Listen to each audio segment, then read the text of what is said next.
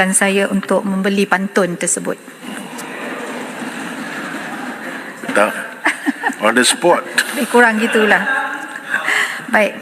Pasir Salak indah tempatnya. Oi.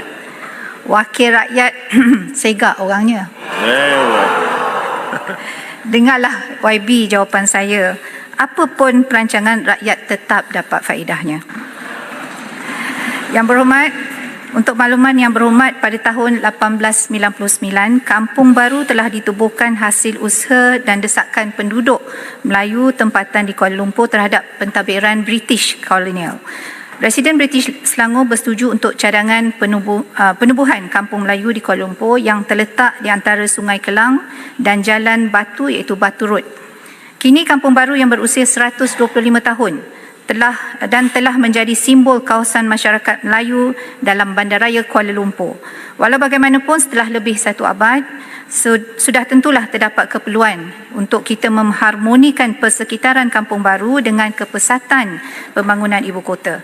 Sehubungan dengan itu, pada 1 April 2012, Perbadanan Pembangunan Kampung Baru iaitu PKB telah ditubuhkan untuk menerajui pembangunan semula Kampung Baru ke arah kesejahteraan komuniti di ibu kota pada amnya.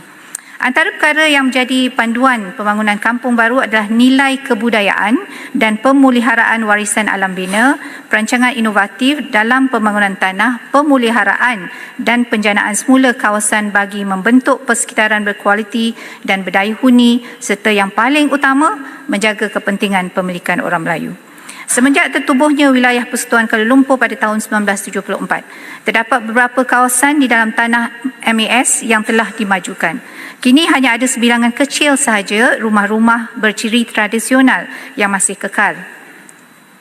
Antara yang wujud sehingga sekarang adalah rumah limas, rumah Johor dan rumah bumbung panjang di atas tanah milik individu. Selain daripada itu, terdapat bangunan yang mempunyai nilai sejarah seperti Kelab Sultan Sulaiman yang terletak di Jalan Kelab Dewan Sultan Sulaiman.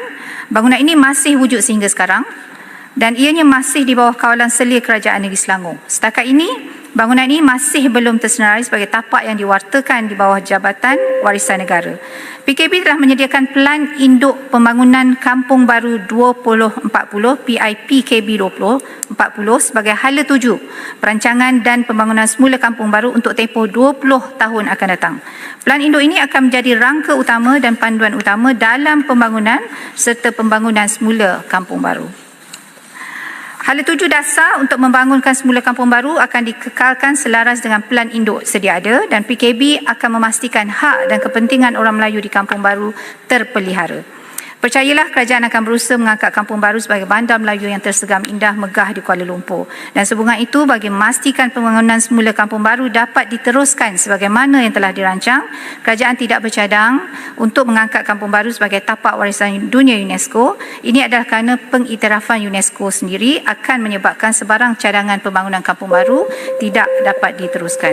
Tambahan pula, pengiktirafan warisan mempunyai 3 peringkat bermula daripada tapak warisan yang diberikan oleh Jabatan Warisan Negara, kemudian diikuti pula oleh warisan negara yang diberikan oleh Kementerian Pelancongan Seni dan Budaya atau MOTEK, dan kemudian barulah warisan dunia yang diberikan oleh UNESCO. Pengiktirafan warisan di ketiga-tiga peringkat ini mempunyai beberapa kriteria yang perlu dipenuhi dan setengahnya tidak dapat dipadankan dengan ciri-ciri semasa Kampung Baru sekarang. Terima kasih.